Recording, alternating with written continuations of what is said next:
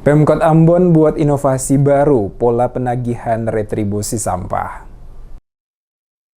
Pemerintah Kota Ambon akan membuat terobosan dan ciptakan inovasi baru terkait belum maksimalnya pencapaian target pendapatan asli daerah atau PAD Kota Ambon, khusus dari retribusi sampah yang dikelola Dinas Lingkungan Hidup dan Persampahan Kota Ambon. Demikian dikatakan penjabat Wali Kota Ambon Bodwin Watimena saat memberikan keterangan kepada sejumlah wartawan usai mengikuti rapat paripurna kedua tahun sidang 2023-2024 di DPRD Kota Ambon dalam rangka penandatanganan nota kesepakatan rancangan KUA dan PPAS perubahan APBD Kota Ambon tahun anggaran 2023. Dikatakan Bodwin belum maksimalnya capaian target PAD yang dikumpulkan oleh Dinas Lingkungan Hidup dan Persampahan Kota Ambon disebabkan ada beberapa faktor, yakni baru dikeluarkannya Perda dan butuh sosialisasi ke masyarakat serta belum ditemukan metode yang tepat dalam melakukan penagihan. Untuk itu, kata Bodwin, permasalahan ini akan menjadi catatan bagi pemerintah Kota Ambon, terutama Dinas Lingkungan Hidup dan Persampahan Kota Ambon, untuk melakukan terobosan dengan inovasi-inovasi baru sehingga capaian target yang diharapkan dari retribusi sampah akan dapat terrealisasi. Ia mencontohkan pada Dinas Lingkungan Hidup dan Persampahan Kota Ambon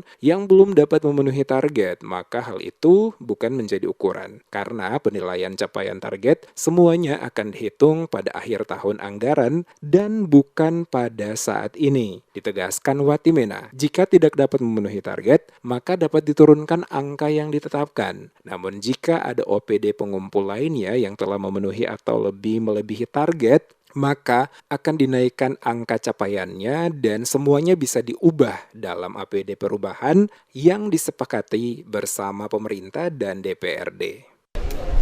Ini kan kita sudah stuck cukup lama.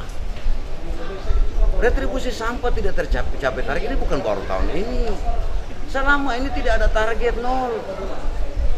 Sekarang kita coba untuk membuat target berasumsi bahwa harus bisa dapat karena saya sudah keluarkan perwali. Tapi kan kita tidak bisa kerjasama dengan PLN. Kita belum bisa kerjasama dengan yang lain. Sementara menagih iuran sampah ini tidak semudah yang kita bayangkan. Karena itu ini menjadi bahan evaluasi kita untuk kita cari cara yang tepat untuk menarik iuran sampah dari masyarakat.